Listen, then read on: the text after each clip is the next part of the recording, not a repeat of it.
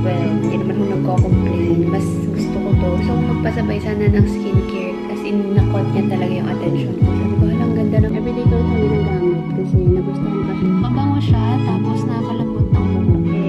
Nag-check up. Sabi ko, parang hindi ko nga din pa nagsabi.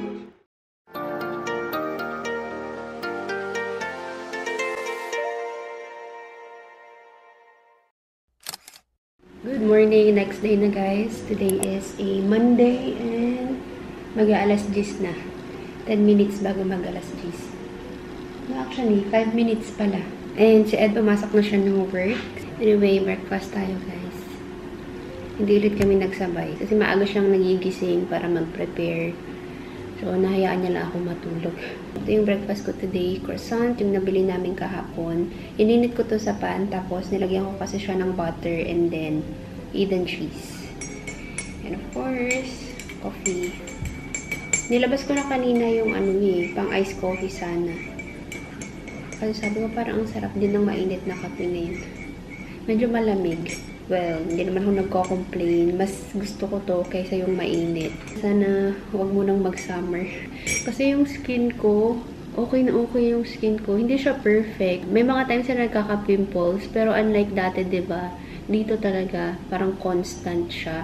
Buong month, meron talaga akong pimples. Tapos dito talaga sa area na to. So, ngayon na winter, okay na okay siya. May mga pimple marks, pero okay na yung skin ko. Okay na ako dito.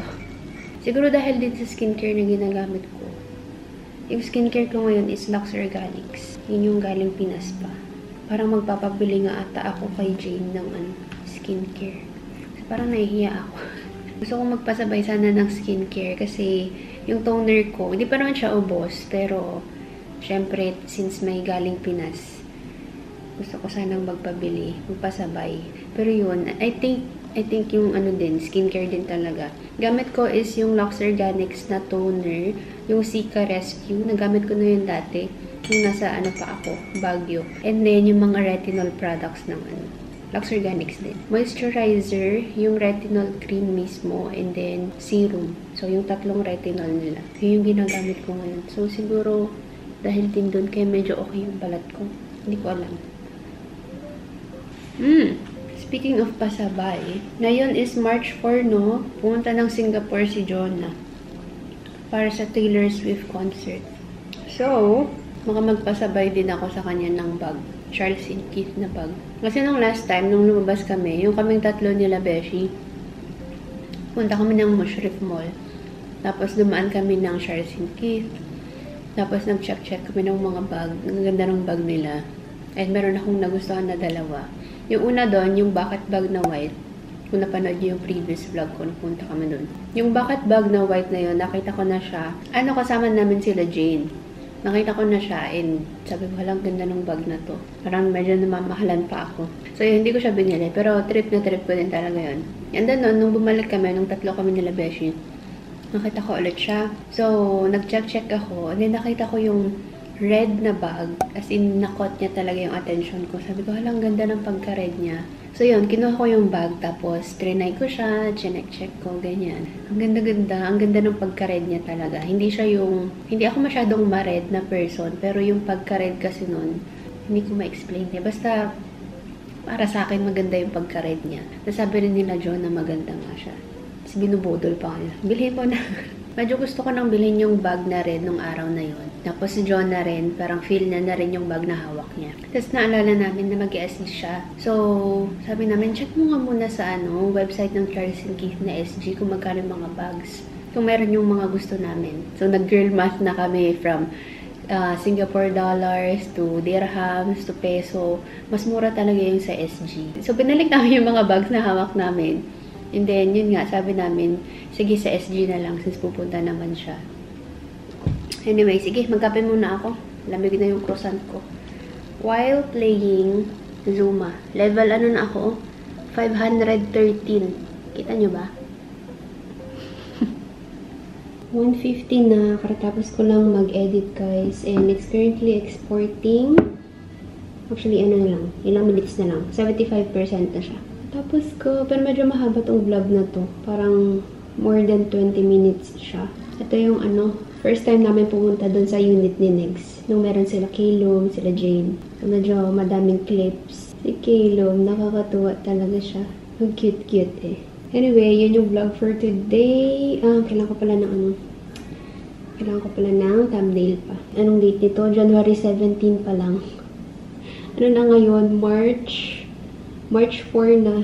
So, sobrang long overdue na ng mga vlogs ko. Isip ko sana hindi na ako mag-vlog muna this March. Unless, talaga, may mga ganap.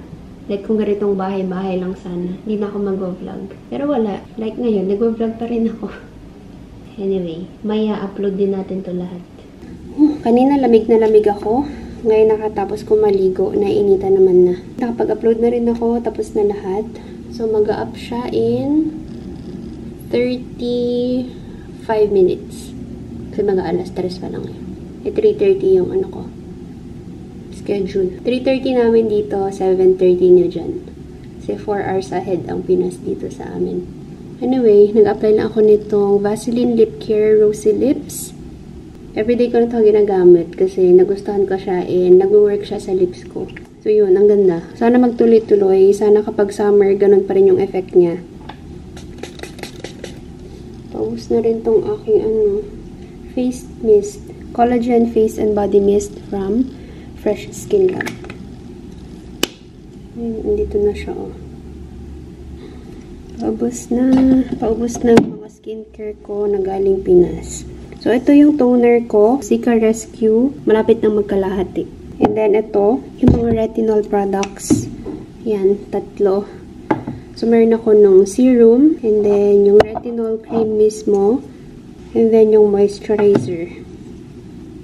Blow dry lang ako ng buhok ko. Parang ang kulimlim. Yan, halata ba? Hindi ata masyadong halata ulit sa camera. Pero yan, feeling ko aambon na naman. Medyo madilim yung clouds eh. Sige, mag-blow dry lang ako ng buhok ko.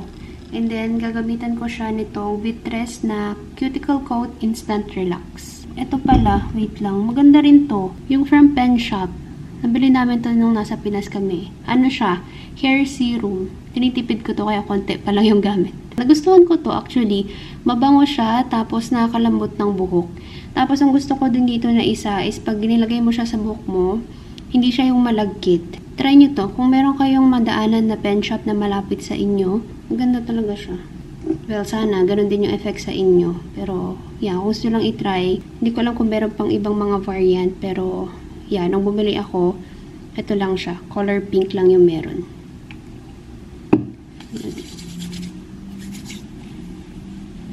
Nabango talaga siya.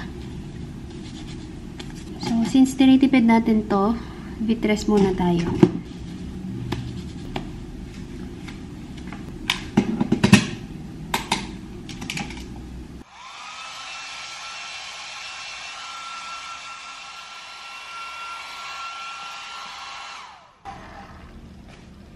Ang dami na namang buhok. Ang dami na namang buhok na nalaglag. Naka-ready dito yung mga pang nail polish. Ayan. Niready ko to kaninang umaga kasi bala kong mag-nail polish sana ng kamay. Meron kasi akong bagong biling nail polish. Nabili ko to sa day to day. Ang cute-cute ng kulay. Nude na color. Color brown. Ang ganda-ganda niya. And parang trip ko siyang gamitin sa kamay. Yun nga lang, parang hindi ko na siya feel gawin ngayon. Tinatamad na ako. Siguro bukas na lang. Yeah, bukas na lang.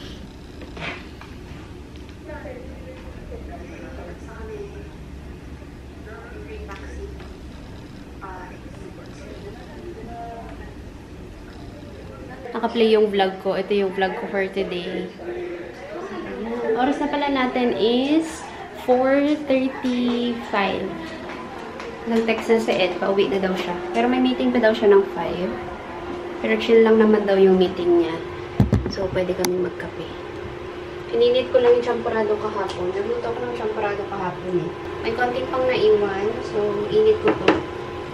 Actually, siya yung mahilig sa champurado. Ako hindi masyado. So, para sa kanya na lang to.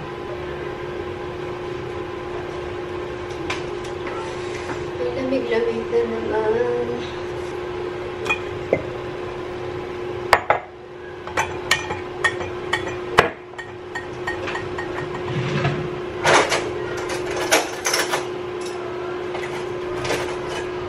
Pakita ko ba ito sa inyo?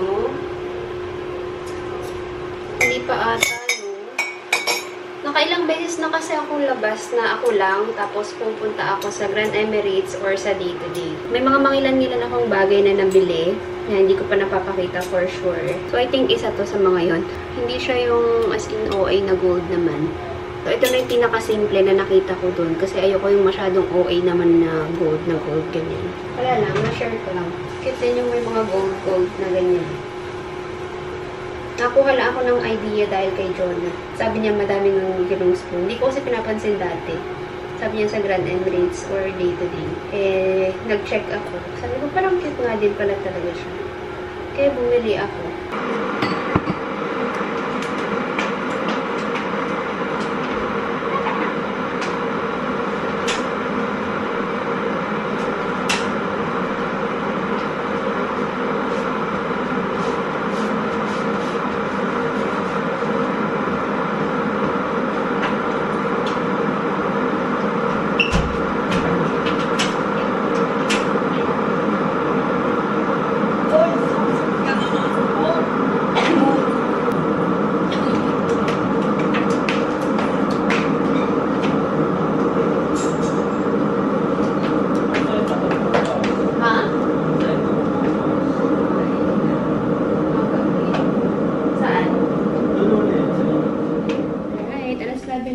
Nakapag-dinner na kami.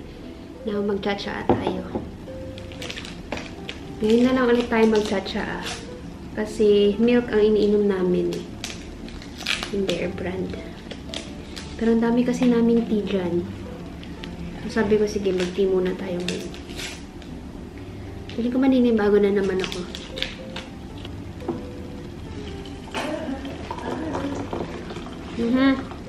Gilamos ka na kaya.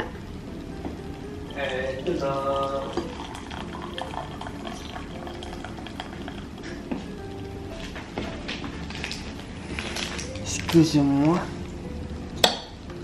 Excusez-moi. Nanonood siya ng Netflix eh. Ito yung pinapanood niya. Blacklist. Anyway, mag-ano tayo. Kandila. Ganito yung routine namin after dinner eh. So yun, nag-milk kami. Tapos, sabang nanonood, magsisindi ng kandila. Ang bango rin nito. Very calming. Ilalayo ko to muna kasi pumuputok yung ano, yung itong pinagsisindihan. Ito matalsik siya dito sa table. Tapos kapag pinunasan mo, kumakalat siya. So, layo ko muna siya ng mga ilang seconds. Tapos pag okay na, saka natin ibalik. Ewan ko, pumuputok talaga siya eh. Yung mga tumatalsik na, yung mga black na parang sunog. Okay na. Wala nang mga pumuputok-putok. Alright. Okay. Manonood kami ng Dr. Slump mamaya. Nasa episode... Ito ba yung last na episode? Episode 12 ata. Yan kasi yung 11 pinanood namin kagabi. Ang ganda yung Dr. Slump. Sobrang cute nilang dalawa. Ganda rin ang chemistry nila eh. Nakapag-skincare na din pala ako guys. Naglagay ako ng retinol. Parang meron akong patugong pimples dito. Medyo masakit siya nung nag-iilamos ako. Nasaan na yun? Nawala na siya. Okay. Anyway,